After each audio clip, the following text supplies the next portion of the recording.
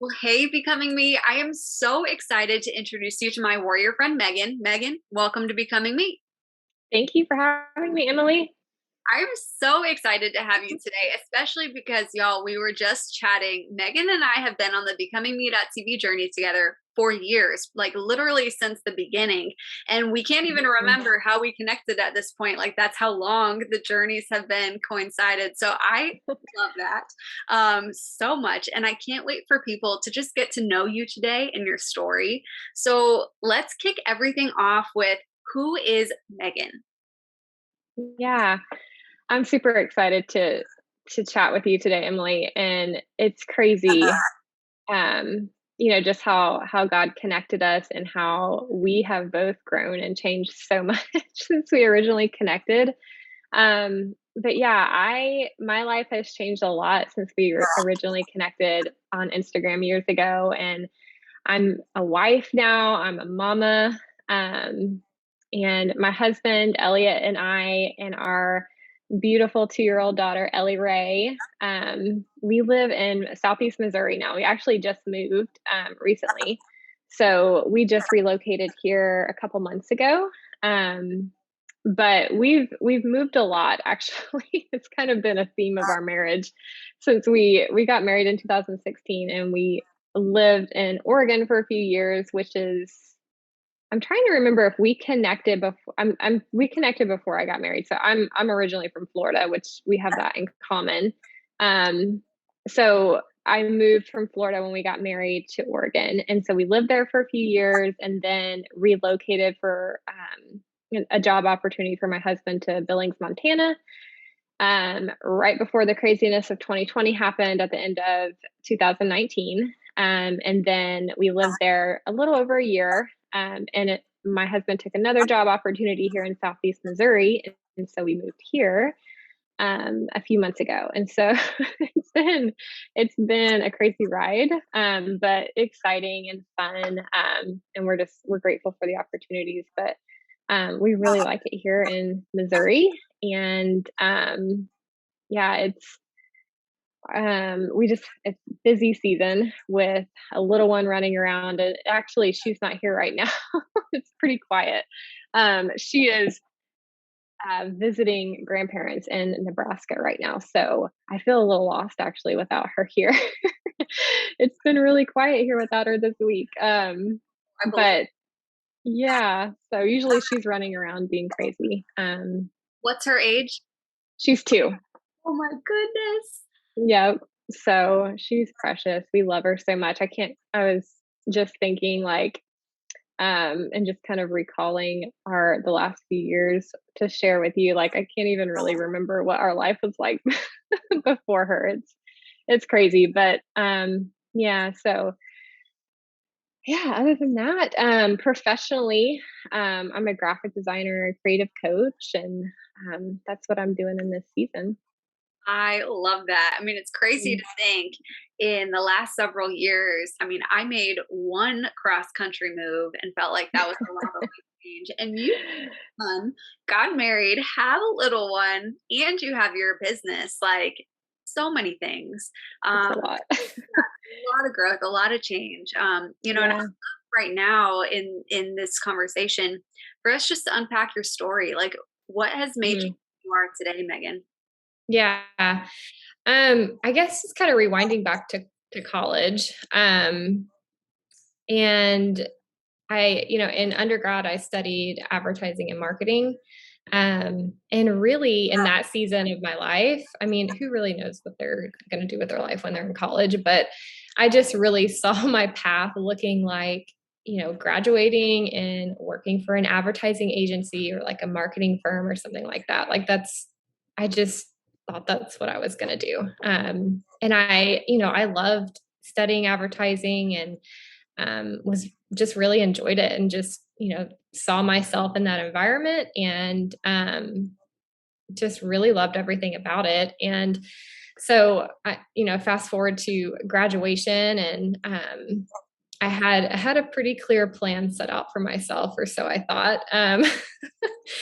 So, I graduated and I had a job lined up and I was really excited about it. It was supposed to be, this amazing opportunity. And I was really anticipating it being an environment where I would be mentored and grow and kind of transition, into a larger agency or something like that. And it just was kind of one of those things where it looked nice on the outside. And then once I got in it, it was something completely different.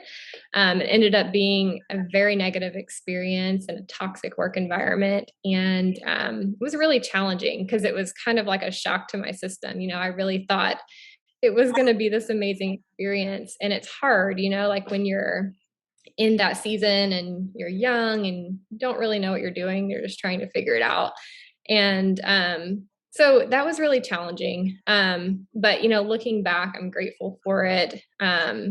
It was a challenging experience, but in the end, I think God really used that to kind of redirect me. And it for a season, it kind of repelled me from the advertising and marketing industry. And I didn't end up working in that agency setting like I thought I would in college. But ultimately, it redirected me and just kind of gave me an opportunity to kind of like take a step back and really evaluate what I wanted to do and what I enjoyed doing. And so I think, God really used that to redirect me towards design. And what I discovered in that season was that I really enjoyed the creative execution and the creativity side of advertising. And that was always the part that I enjoyed in college was, creating the ad campaigns and creating the visuals. And so the visual communication side of that is what I really loved. I just didn't really know how to identify that in college. And so God just really used that experience to redirect me, and it ended up pointing me towards studying design and like online visual communications at University of Florida, which is where I got my master's degree from. And that's where we kind of connected. Somehow we can't really remember exactly how we connected, but somehow through Florida. But I, continued my studies and kind of like a side road from advertising and marketing, more focused on design. And in the mix there is, I got married and moved to Oregon, like I said. And so in that season, I was, still in grad school. And I had applied I was still trying to be like, I don't know, God, like is marketing, my avenue. And I had applied to, some marketing jobs in Oregon and nothing really panned out. So I was like, okay, I'm just gonna start freelancing and just kind of dove into that head first, and was just kind of my temporary plan was to finish grad school and freelance while I was doing that. And then I just ended up building a design business during that season and just kind of transitioned into that full time. So it's funny how those things work out that aren't really a part of our plan, but God knows what he's doing for sure. So I transitioned full time into design and was just fortunate to connect with some really amazing clients and got to work with some amazing, ministries and faith-based organizations. Just really cool opportunities to kind of be able to merge faith and design, which was really ended up being my sweet spot as a designer. I loved projects where I got to kind of cross those two things.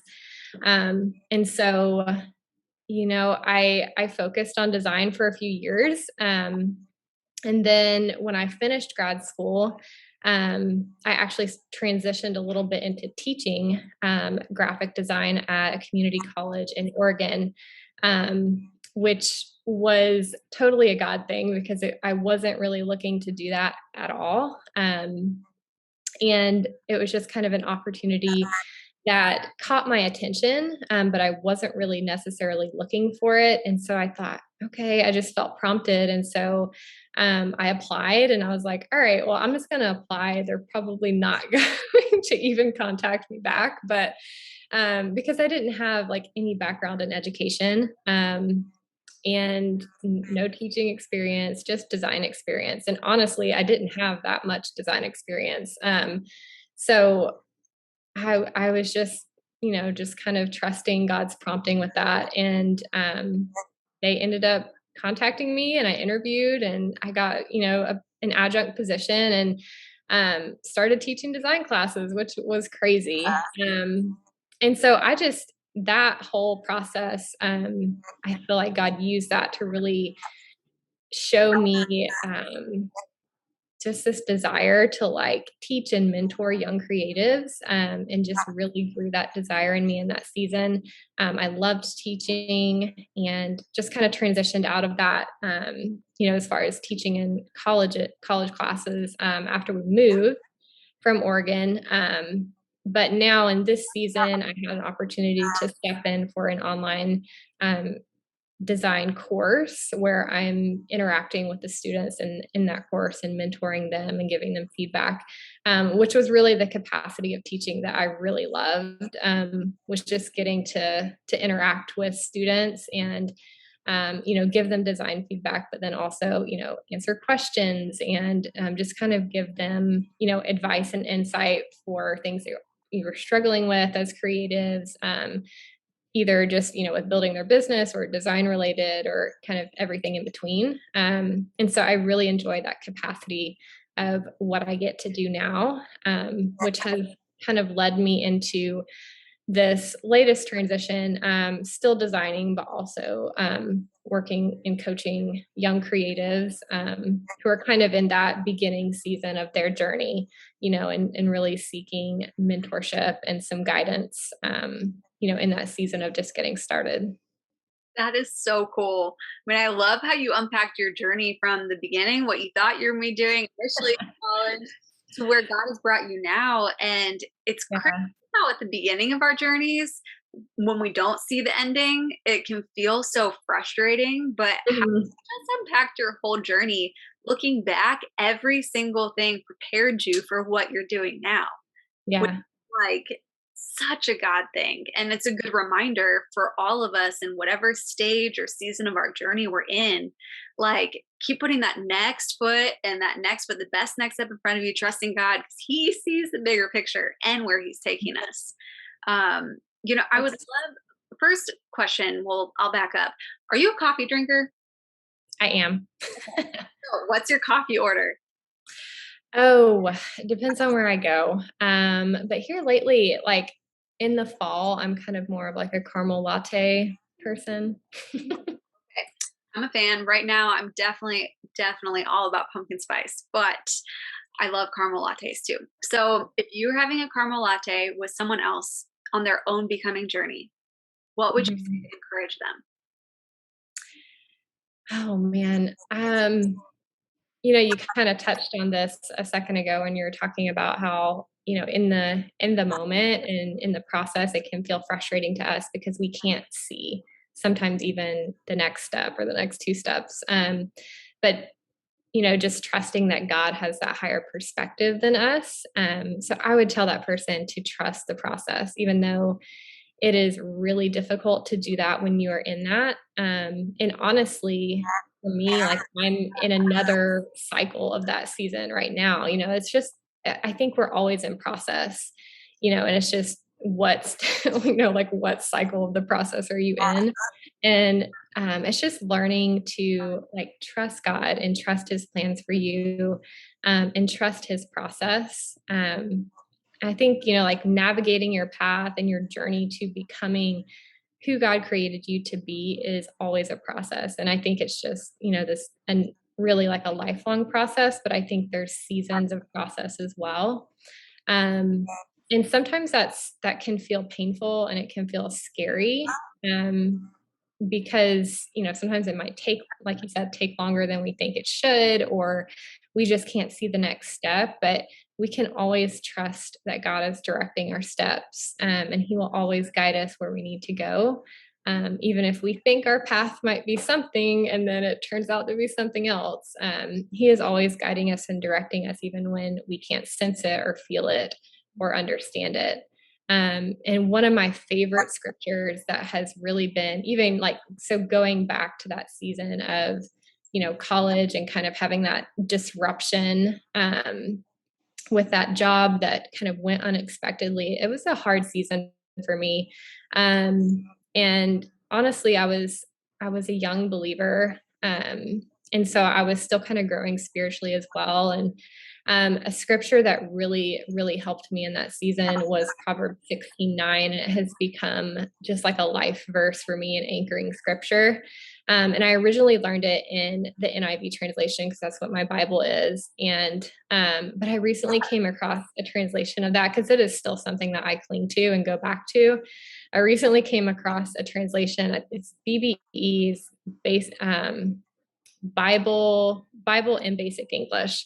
And I never really, I just came across it on the internet because I think I was just like comparing versions, and I love it. It says, "A man may make designs for his way, but the Lord is the guide of his steps." And like for me as a designer, like with my background in design, I just kind of connected with that phrasing.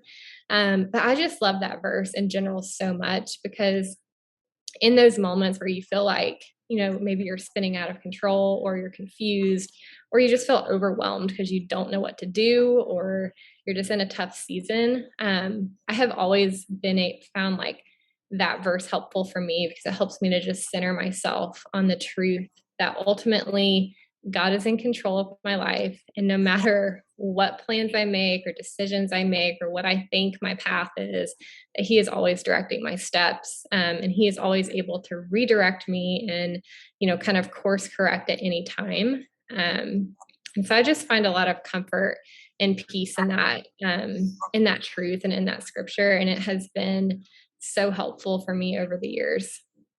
That's amazing. I mean, what you just unpacked, I wish we had the caramel lattes in hand too, because but so encouraging Right. to me and a fresh reminder because that's how I feel about this process of becoming. We're always becoming. It never stops. Mhm. It's like how you word it. It's kind of what part of the cycle that you're in, and it's Yeah. you know.